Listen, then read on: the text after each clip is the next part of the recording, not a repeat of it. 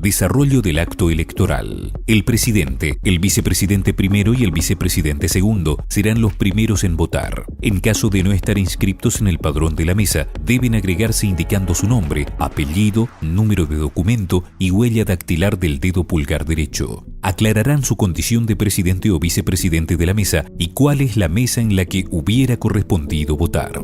Solo los fiscales partidarios que estén presentes en el momento de la apertura de la mesa pueden votar en la mesa en la que actúan, aunque estén inscriptos en otra. La mesa en la que el fiscal estaba inscripto originalmente debe corresponder al mismo municipio de aquella en la que pretenda actuar. Ante cualquier duda, puede verificarse la constancia de domicilio asentada en su documento. Atención.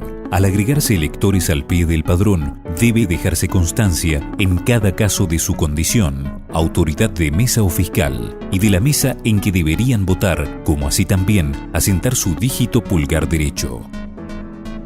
¿Quiénes pueden votar?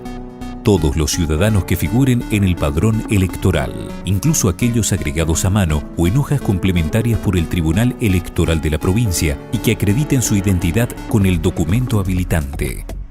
No pueden negarse el derecho al voto a ningún ciudadano alegando la inhabilidad del mismo para figurar en el padrón, salvo cuando su nombre aparece tachado con una línea roja y con firma y sello del Tribunal Electoral. Comprobación de la identidad de los electores. Los datos del padrón, nombre, número de documento, clase, domicilio, etc., deben coincidir con los del documento presentado por quien pretende votar. Pero, aunque alguno no concuerde, debe admitirse el voto del elector si los demás datos son correctos. No se le impedirá votar a los ciudadanos que presenten documentos sin fotografía, siempre que contesten correctamente las preguntas que le formule el presidente sobre sus datos personales y cualquier otra información para su identificación. Cuando el elector exhibe un documento cívico igual o posterior al que consta en el padrón, puede votar. Por ejemplo, si en el padrón figura LC, libreta cívica, y el elector se presenta con su DNI, o si figura en el padrón con un duplicado DNI-D y se presenta con el triplicado o un ejemplar A, DNI-EA.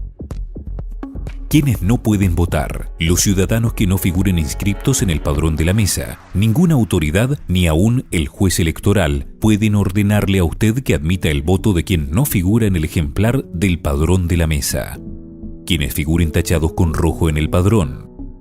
Quienes no se presenten con su documento habilitante.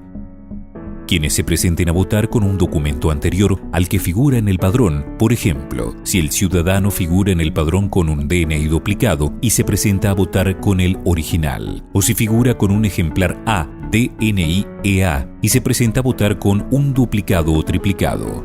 Procedimiento para la votación. Comprobada la identidad del elector, usted deberá seguir los siguientes pasos. Debe entregar al votante un sobre vacío firmado en el acto de su puño y letra. Contra la entrega del sobre, usted debe retener el documento cívico del elector. El presidente debe firmar todos los sobres de a uno por vez.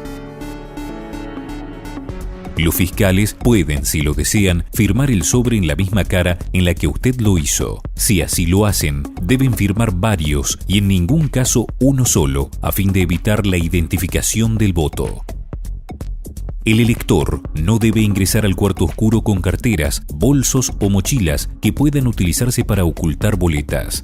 En tal caso, deberá ofrecerle la bolsa plástica de seguridad que le ha sido entregada con el material electoral. Debe introducir la cartera o mochila dentro de la misma, cerrarla con el candado provisorio y entregarla al votante, quien, una vez hecho esto, puede entrar al cuarto oscuro a votar.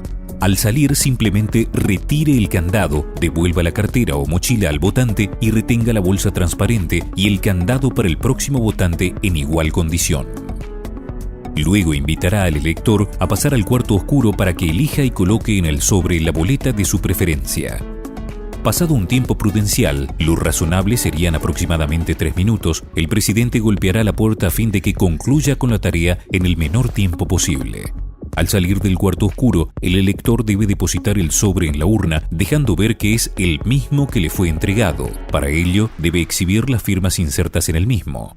Usted, a la vista de fiscales y elector, debe anotar en el padrón, en la columna respectiva, la palabra «votó». El sello, la fecha y su firma deben dejarse como constancia en el documento del elector en el lugar destinado a tal efecto.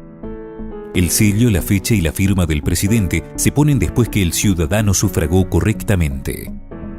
Cuando se encuentren llenas la totalidad de las casillas para asentar la emisión del voto, se habilitarán a tal efecto las páginas en blanco del documento cívico u otras como las de anotaciones militares y similares. Se recomienda prestar especial atención, no debe olvidar insertar sello, fecha y firma en el documento del votante. La omisión de esta constancia ocasionará inconvenientes al votante. Electores con capacidades diferentes. Los electores no videntes deben ser acompañados por el presidente y los fiscales que quieran hacerlo, quienes se retirarán cuando el ciudadano haya comprobado la ubicación de las distintas boletas y quede en condiciones de practicar a solas la elección de la suya. Aquellos electores que posean una movilidad reducida, que se desplacen en silla de ruedas, muletas, etc., deberán ser acompañados por el presidente de la mesa hasta el cuarto oscuro, quien colaborará con el ciudadano en la medida que la discapacidad lo requiera. Si la mesa está ubicada en una planta o lugar de difícil acceso, el presidente de mesa, con la compañía de aquellos fiscales que lo deseen, deberán trasladar la urna a la planta baja para que el elector pueda emitir su voto en el cuarto oscuro de la mesa más próxima y accesible a la entrada del establecimiento, interrumpiendo el acto en aquella hasta tanto haya votado, siempre velando por el secreto del voto de este ciudadano. Las autoridades de mesa deben facilitar la emisión del voto de las personas con capacidades diferentes, las personas en la tercera edad y las mujeres embarazadas por todos los medios que consideren apropiados. En su caso, deben solicitar colaboración a las fuerzas de seguridad para hacer respetar esta premisa. Recuerde que por todos los medios debe evitar que la urna traspase la puerta de acceso del establecimiento hasta la finalización del acto. Recuerde que el voto es secreto. Por lo tanto, todos los ciudadanos deben emitir su voto estando a solas en el cuarto oscuro.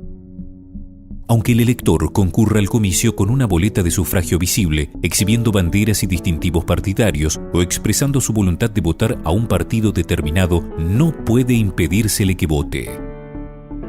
Sin perjuicio de ello, cabe advertir que esta violación del secreto del voto constituye un hecho sancionado con 1 a 18 meses de prisión, pero no es motivo para impugnar o anular el voto. La violación del secreto del voto no es motivo para impugnar u observar el voto. No se puede impedir que el elector vote ni afectar la validez de su voto. El presidente de mesa o su suplente deberá redactar un acta dejando constancia del hecho ocurrido y tiene la facultad, en caso de desorden, de ordenar el arresto del causante para que quede a disposición del juez con competencia electoral del distrito.